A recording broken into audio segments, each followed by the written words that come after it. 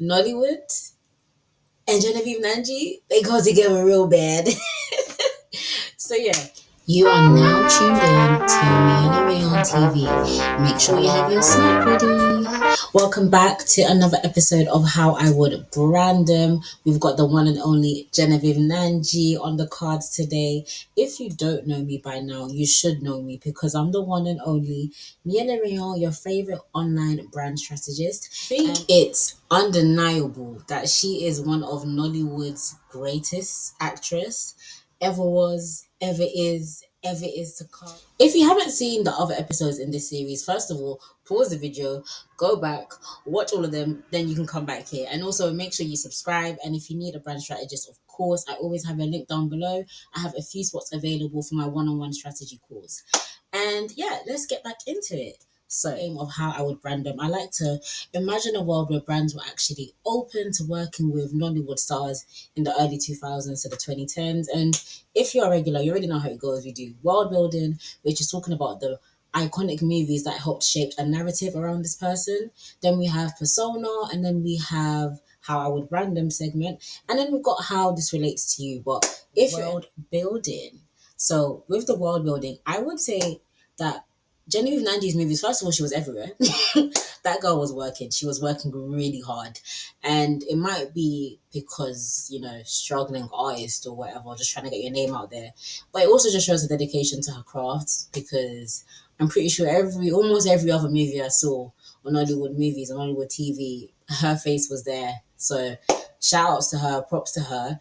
And I feel like one of the most prominent ones, I don't want to, ruin it, but if you know the one about her and her sister, you can put the title down below. I feel like that was one of the first movies that really allowed me to get to know her and immediately remember her. She just has such an amazing stage presence, honestly, and stage presence in a way that it still feels authentic. And I think that's what everyone should be striving for, whether it's at work or it's you're an actor as well or you're a performer. When you can kind of break down that barrier between yourself and your audience, that's when people will remember you. And so she mastered that really well. And if that's something that you struggle with, I would say that you just need to remember one. I say it like it's so easy, but we're all just people. Like, it's not the end of the world if you make a mistake in front of someone because they're just like you. They make mistakes as well. And I feel like she carries this air about her where she doesn't really care what people think about her. And that translates into her roles and it translates into how she acts. And I've gotten a bit carried away into like the persona, but it was just something that I had to say because in this online world where everything is digitized and perfect, I think why we long for the old Nollywood is because it didn't seem perfect, it seemed real. And as one of the best actresses of that time, she really is the embodiment for those who are into Nollywood, of course. Just that realness, that authenticity. And yeah, it's missing. It's genuinely missing. It's it's something that we're deprived of. It's something that we're craved of, and I really hope to see more of it. I think Nollywood now it's different. It's a different era of Nollywood, but it's coming back at least. I think they're tapping into like a new type of magic. I don't mean this in like a weird way, but like a new type of screen magic where we actually feel the actors. I think for a while it became a bit too sterile, a bit too Hollywood, and Genevieve Nnaji actually touched on this as well. Again, I'm skipping ahead, but just so many things that are coming off rip. And if I want to be talking about authenticity, I might as well, play out myself. When she eventually moved over to Netflix, she realized that they had a scripted version of Africa, So just touching on the fact that they have an idea of Africa, and like I said, they've done their research and stuff, but she has the lived experience, and so that's what made her such a great actress. It's real. She either knows that life or she knows someone that lived that life, and so it came across naturally through the screen. And yeah, I think that's the real beauty of Genevieve Nnaji and why we gravitate towards her. It's the realness. Aside from that, when I was doing my presentation, a few of the characteristics that I said that really stood out was her sassiness, it was her wittiness, and just her chill demeanor. Again, like I touched on before, that almost blasé. I don't really care what you think about me. I'm just living my world. Even when you would have other actors that would portray themselves as the love interests, such as like a Ramsey Noah, they would be doing the absolute most, and she'd just be like, okay, like, and you're here again bothering me for what? And I just love that she had that whole, what is it? I think it's like decentering men in a, well, maybe not in the healthiest way, but you can take a page out of her book. Was it a leaf out of her book? I don't know what it is, but you can take some notes and just remember that whilst it is important, yes, if that's something that you long for, to have a romantic partnership, but don't make it your whole world. You should still have your own goals, and you should always really be focusing on yourself first, and then you can pour and serve into others. And now, if we were to neatly package this, I would say, due to the roles that she took on in some of the movies, like, spoiler alert, Girls Caught. I know I said the whole guess the title stuff, but some of the movies, like Girls Caught, you could tell that she was brave and, like I said, didn't care what people thought about her. So I feel like some brands that would be really good for her, whether or not they even exist at the time. We've got a Victoria's Secret, which I do believe existed around the time that she was acting. But then I've also got a Savage X Fenty, because I really do feel like she was that bold woman. You know what I'm saying? Like, I don't give a heck. I'm a savage. And yeah, just seeing her as a brand ambassador, wherever it is, back then or now, because like I said, it didn't even exist when she was coming up.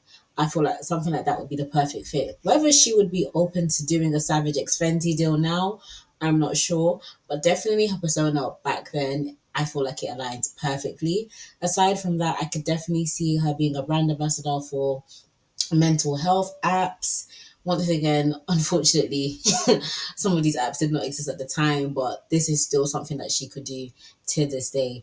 And I want to credit her for being someone who is, I'd say, a trailblazer, because she's been a lot of the she's had a lot of the first when it comes to Nollywood, like the first woman to have like an award for Nollywood, the best actress, the first Nollywood actress to go over to Hollywood and direct, the first, she is just naturally a leader and a trailblazer. And so that's something that she should really tap into. And I have up here Monica Bellucci, because I feel like their career kind of aligns. I think another woman who she reminds me of is another powerful woman, being Halle Berry, who also had a lot of firsts in her career. And yeah, they manage and they herald the power of beauty and leadership in such an effortless way.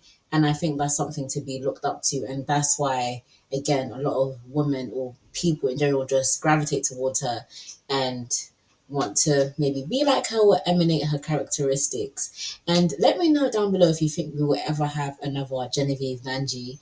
There are some rumors and some talks of a new up and coming actress. I don't want to say the name to spark the rumors, but if you know anyone who you think reminds you of Genevieve Nnaji in current Nollywood, let me know. But even if said actress has the same demeanor and mannerisms, I don't think they personally have the same energy behind it, and just not as much sass. Like, we need the sass. I miss the sass. And as Monica Bellucci also played Cleopatra, I feel like a role that I would love to see Genevieve Nnaji take on to further establish her dominance in the Nollywood movies would be something, maybe a Cleopatra directed by her or through her own lens, or other Nigerian matriarchs, or other just African queens in general, such as Queen Zinga. She's one of my favorite queens. And yeah, that would help really cement her as the queen of Nollywood.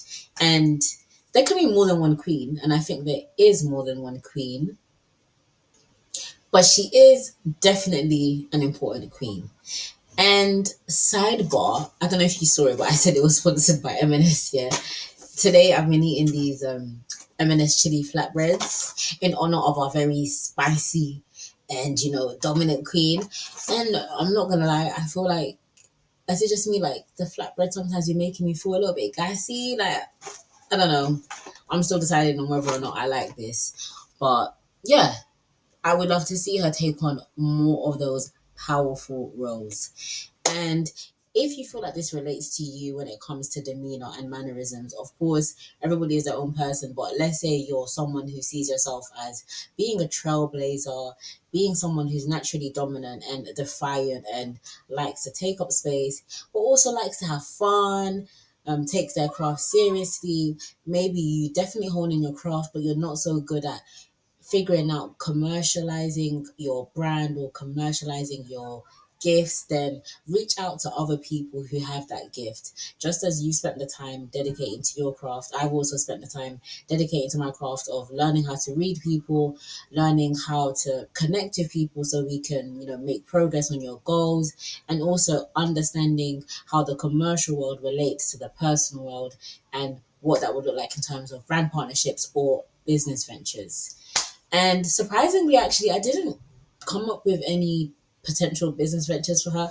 I think it's because she already has her production studio, and genuinely, as a trailblazer she is, there isn't much I can add. She's got the spice down, she's got the sauce down, she's got the recipe, she knows what she's doing. You know what I'm saying? It was just more so a note on the kind of roles that I would love to and long to see her playing in the future if she does return to our screens and not just behind the screens. But even if it isn't a case of her playing the roles such as Cleopatra, then yeah, just producing more powerful roles and inspiring more women to take up space and also how to navigate their battles and not be ashamed or afraid of public failures, because that's also another interesting part of Cleopatra's journey. She didn't back down when she had a failure, and even till the very end, she, you know, she said, even if I'm gonna lose, like I'm gonna lose with dignity and I'm gonna lose with pride. And so that's all something that we can cling on to no matter what we're going through in life. Just make sure you keep your dignity and pride and just keep going, because even if that's all you have, that's the most important thing to have. And yeah, like I mentioned earlier, if you are interested in having someone work with you, make sure you check out the links down below. I specialize in helping um, the multi passionate creative, sorry, just piece together all the pieces and create a clear roadmap so you know exactly what you're doing. And now for my favorite part of the How I Would Brand Them series, my final words, and a little bit off script because we did speak about authenticity. I would say thank you, Genevieve, so much for being unashamed even of your beauty. Like, let's just start there. I think stuff like pretty privilege is such a touchy topic, and rightfully so, because truthfully the most important thing that matters in life is what's on the inside. And yet and still, we do know that we gravitate towards certain things if it's presented in a beautiful way. But I think what is powerful is that if you have this so called pretty privilege, make sure you're using it for good. Make sure you're stewarding that gift as well, because at the end of the day, that's also just a gift that comes from God. So don't be conceited and shallow. And I think what is really good about the movies that she played in is that we saw the downfall of the characters who didn't lean into the good side of what could come from pretty privilege. Nowadays we see a lot of talk about women tricking men and so on. And so that's where you see the negative advantages of women using pretty privilege or whatever privilege they have from the outside. And so these movies that she played in showed us, hey, that's not necessarily the road you want to go down, because it doesn't end well for you. It doesn't bode well for you at all. But she in real life has used her privilege to bring the Nollywood cinema up continually. And so if you have any kind of privilege, that's what you should do. Use it for good in service to others. So thank you so much for being a living example of that. And yeah, back to my script. Thank you so much for being an emblem of effortless grace and beauty with a side of unabashed sass. Your acting is phenomenal. Truly one of Nollywood's greatest exports. Thank you for being you and allowing us to walk in unashamed boldness. Your name will never be forgotten, because guess what? Nollywood and Genevieve Nnaji, they go together real bad. So yeah,